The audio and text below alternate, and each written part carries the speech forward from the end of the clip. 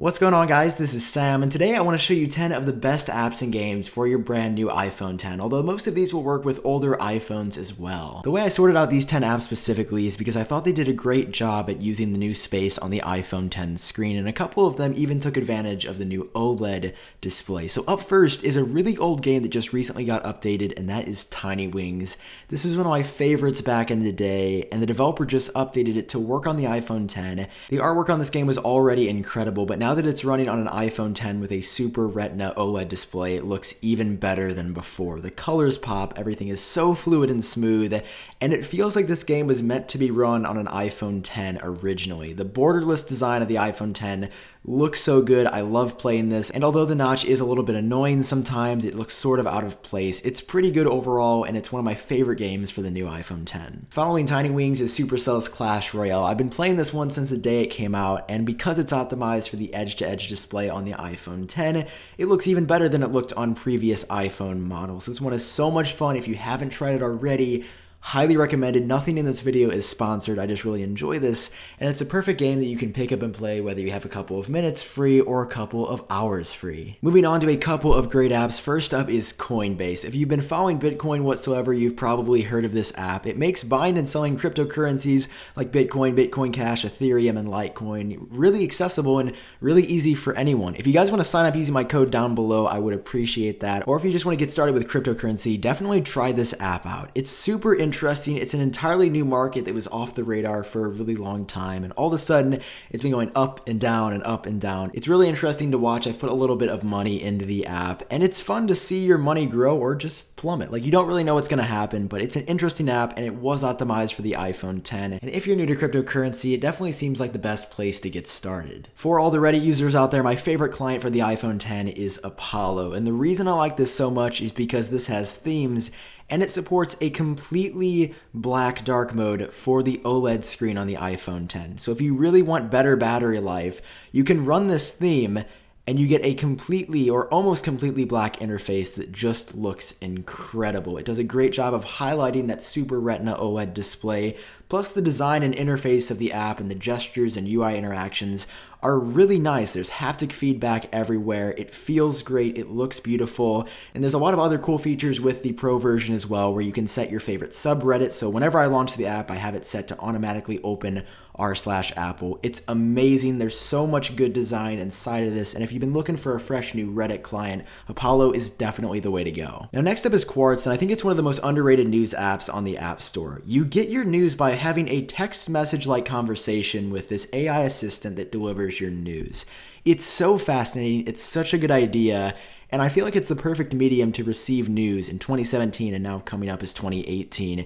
You can just ask for more information by tapping on the one on the left, the message down below, or hit next to go on to the next story. So if you want to hear a little bit more about a story rather than reading the entire article, you can hit on more information, or you can even go to the original news articles straight from the Quartz app. It is a genius idea. For a news app in general, it's really well designed. You're not plagued by ads. There's some minimal paid programming in here, but it's super subtle and it looks really nice, which I'm a big fan of. So if you want a good news app, this is great. I love the text message like interface. It feels really natural for me, and it's the way I get my news a lot of the time. Following Quartz is a really interesting app that is exclusive for the iPhone 10. It's called Rainbrow, and when I saw this, I knew I had to cover it in a video sometime. It uses the true depth camera system on the iPhone 10 and your eyebrows to jump up, stay still, or jump down. And it's kind of fun. It's kind of crazy, but I really like the idea in the first place. It's so strange to be using your face to play a game, but it's a genius idea. And if you really want to play around with that new true depth camera system on the iPhone 10, go ahead and give Rainbrow a try. It's kind of quirky, but it's free and really fun. Moving on to some more apps, we have Bear. This has been my favorite note-taking app for around the past year or so, but it was recently optimized for the new iPhone 10's display, and just like Apollo, it has theme selection, and it also has a completely optimized OLED theme where the entire app is that true black color that OLED displays are known to be really great at displaying because the pixels are literally shut off. It's really great for preserving your battery life and getting better battery out of your iPhone because it doesn't have to power as many pixels. It looks incredible on the iPhone 10. I use this to take all my notes for school, and I think to activate some of these themes you need a Pro version, but it's $15 a year. It's really cheap. I've been paying for it for around the past year, and I love it. It uses Markdown to take notes. It's got iCloud sync across your devices with the Pro version.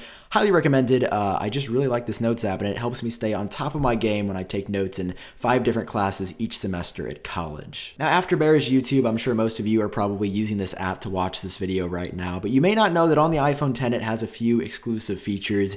You can pinch to zoom while you're in a video to make the video fill the entire display, and it does crop it. It might cut up some things on the top and the bottom of the screen to stretch it to the left and right sides of your iPhone X. And once again, the notch sort of looks out of place here, but I like that YouTube has added this ability to expand videos. I'm glad that they did it right away. This has been in the YouTube app since pretty much the day the iPhone X came out, and there were some battery life issues for a while with the YouTube app, but they've corrected those, and now it's just really good again, except for this new weird picture-in-picture mode, which I'm not a fan of. But if you want to see a separate video on recent YouTube features, I'll leave that linked up here in the top right-hand corner of the screen. After YouTube is Focus, which is another app that takes advantage of a iPhone X specific feature, and that's the dual camera setup on the back. Now, you can also use this app on the iPhone 7 Plus or on the iPhone 8 Plus as well. And what it allows you to do is adjust the blur effect in the background of photos taken in portrait mode. So I've got this one right here, and you can see that Apple has a standard effect that they put on the back that makes it a little bit blurry.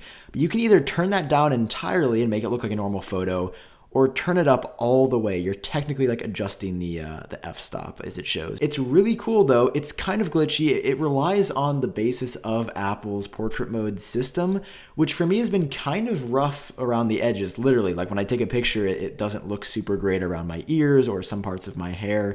I think that's because it's in beta still. It's a work in progress, but this app is really fun to mess around with. If you've taken a nice picture and you want to adjust the blur in the background or even refocus on the background exclusively, you can do that here, and it's really fun to mess around with. I highly recommend checking it out if you want to mess with the dual camera system on the iPhone X. And finally, to close out this list is one of the most beautiful games of all time, if not the best looking game on iOS ever. That's Monument Valley 2. This game is so well thought out, so fun, so intuitive, some of the best story mode gameplay I've ever seen. This is a paid game, but it uses the entire display on the iPhone X. This is another game like Tiny Wings that also has incredible artwork, insane attention to detail, and just really intuitive gameplay that I could have never come up with myself. So if you're looking for a game to get really involved with, something that's going to take you more than just 5 minutes to beat, this is really fun. It's Monument Valley 2. You guys should definitely check it out. And with Monument Valley 2, that is going to be the end of these 10 apps and games for your new iPhone X. If you enjoyed this video or found it useful, feel free to drop a like down below. And of course, hit subscribe for more videos like this in the future. If you'd like to help support the channel, you can head over to iupdateos.com/merch and buy a new t-shirt or hoodie. That would also be incredible. But I've been Sam. I hope all of you are doing great. Happy holidays and Merry Christmas, and I'll talk to you in my next video.